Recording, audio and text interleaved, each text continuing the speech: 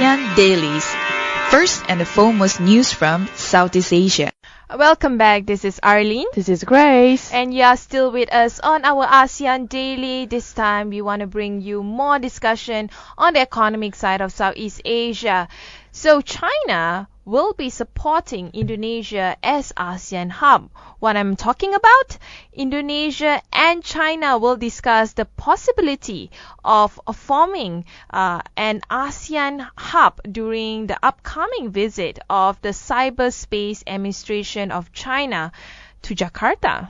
Well, that's correct. And this is another tricky part because when it comes to China, the gigantic country, as long as politically we may have some sort of a beef between the China and the Southeast Asia, but when it comes to economic, again, a lot of countries are depending on Chinese economy there.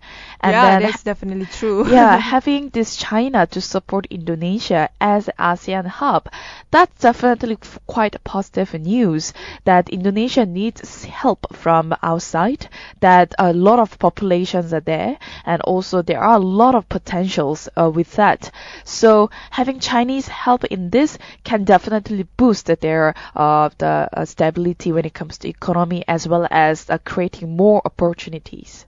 And but also, opportunities would also be hampered if we don't have cybersecurity or security either physically or on the virtual world.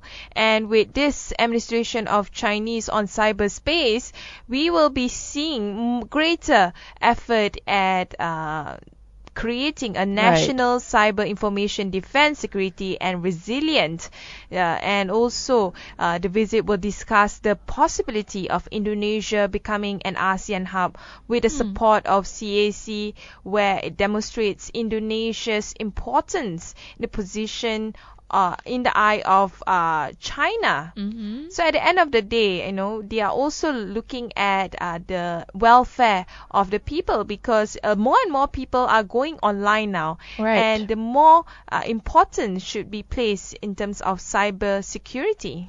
Well, that's very true. When it comes to cyber security, they need the help of the high-level ICT proficiency as well as professional, so to make sure that it is carried out effectively to respond to regional and international cybersecurity challenges, because Southeast Asia again is quite well known for having its own restriction when it comes to online.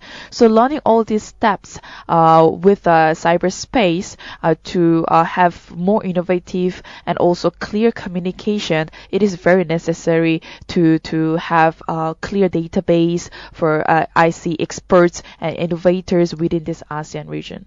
And I think in this case, we definitely need to boost the cyber security professional, and creating a regional hub, not necessarily just in Indonesia, but the whole of Southeast Asia. All the countries should train its cybersecurity professionals to be able to have high-level ICT proficiency, and in this case to be able to create a group of workforce that would be able to drive the global economy and also the global I would say security in this case.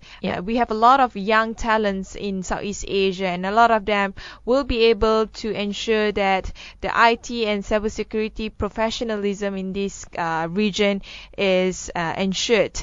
So we move on to another news in economy. This time is about tourism. ASEAN is set forth for tourism push as it turns 50 years old. The regional tourism campaign will promote 600 destinations in this region. Well, I'm not really surprised with it, because 600 destinations, we can have more than that in ASEAN. Because ASEAN, when you combine all these 10 nations, of course, we have so many places that tourists can visit. And then the famously very well-known countries are like Malaysia, Indonesia, even Thailand. Their whole economic status is also dependent on the tourism as well. So having this campaign to boost and also promoting this 600 destination will definitely attract a lot of attention. completely correct on this case, because we all know that ASEAN is a beautiful region with a lot of natural resources, beautiful attraction, either cities or natural sceneries. It has dozen categories with some of the best cities, hotels, restaurants, food, festivals, and celebration. Not to mention shopping, historical sites, beaches. I can go on with this, but I think it's great that now they want to streamline things. They want the whole of Southeast Asia to do a market on tourism. On a larger scale. I think that's the focus that we need to have. Right. And on top of that, this new campaign should boost the tourism income and also total arrivals in the region by 15% from 100 million to 115 million. So that's quite a increment there, we can say. And at the same time, when it comes to each country, a lot of Europeans are visiting Southeast Asia nowadays, especially in conjunction with the holidays coming up. So they should have plans for tourism professionals to help to boost this tourism earnings, as well as to help this campaign. So just a bit of background of where they get the idea. It's actually at the ASEAN Tourism Forum in Manila, where there will be a grand opening at the International Tourism Bazaar in Germany in the first quarter of this year. It aims to promote ASEAN as a single market tourism destination for all members. I mean, all of us are crazy at having all these cheap flights going to all over Southeast Asia. So I think it's a great way to expose Southeast Asian to ASEAN as a whole. And we move on to the societal news. And this time, it's not about the land, it's not about the earth, it's about the sky and the celestial. Five planets will align in spectacular celestial show. Mercury, Venus, Mars, Jupiter, and Saturn are visible together in the night sky for the first time since 2005. So this will be some spectacular scene that we can catch somewhere in this month. So these 5 planets, like you mentioned, Mercury, Venus, Mars, Jupiter, and Saturn, it's really rare to see all of them, 5 of them together appearing in the night sky. So apparently this alignment was first visible in Britain just before dawn on Wednesday, January 20th. But according to astronomers, they said the best view is likely to be in the morning of February 5th, and that this alignment will continue until February 20th. So it's something that we can, observe the planet and appreciate this morning sky, and then having these 5 planets aligning together. Oh, that's great. But in Malaysia, if they want to have a clear sky, it will be on January 19. Starting off, Jupiter rises first in the evening hours, followed by Mars after midnight, and then Saturn, Venus, and Mercury. But of course, that date has passed. You can still have the chance to view all the stars all the planets together. Right. But the fact that one of the planet might be a bit fainter as the day goes past. I'm talking about Mars here. And of course, as we move on to another news, we want to highlight the news about Laos. I'm sure a lot of people love Disneyland. Yeah. But there's, I would say, quote unquote, a fake Disneyland. A fake one. That will be erected in Laos. It's the Laos new theme park, which might look a lot like Disneyland. Okay. It's called let me pronounce this correctly. Tate Dream World City. Right. Okay. Well, it is something that Laos can have its own attraction again, and this having this theme park in Laos is already a something.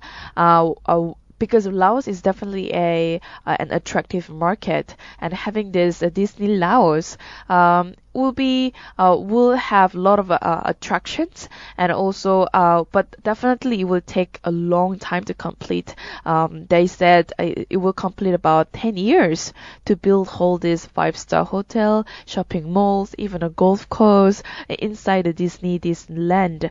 Will take a lot of money and then also duration. I mean, 10 billion US dollar in Yeah. development. You can imagine how much it is. I mean, in terms of the money value that they are Yeah. getting in. In fact, there's a photo of the construction site. It looks exactly like Disneyland. Right. But a representative from Disneyland said that this is not our thing. In fact, Walt Disney said that they deny planning any building of Exactly. Disneyland in Laos. So it's definitely an effort by the individuals or the government in Laos. Yep.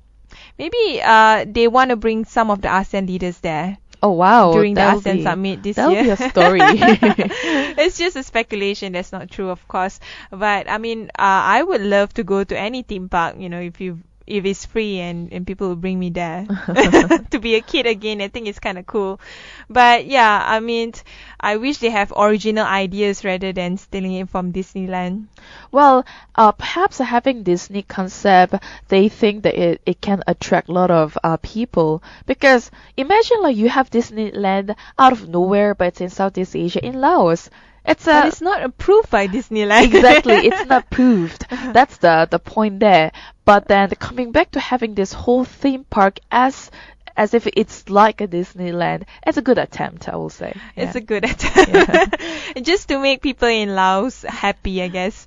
That's all from us today. Thanks for listening to Durian ASEAN. And this is me, Arlene. You can always catch us on our social media, Facebook, Twitter, and Instagram. And then also look for us at the website durianasean.com. And when you're on the go, please do download our app Durian ASEAN to listen to our podcast.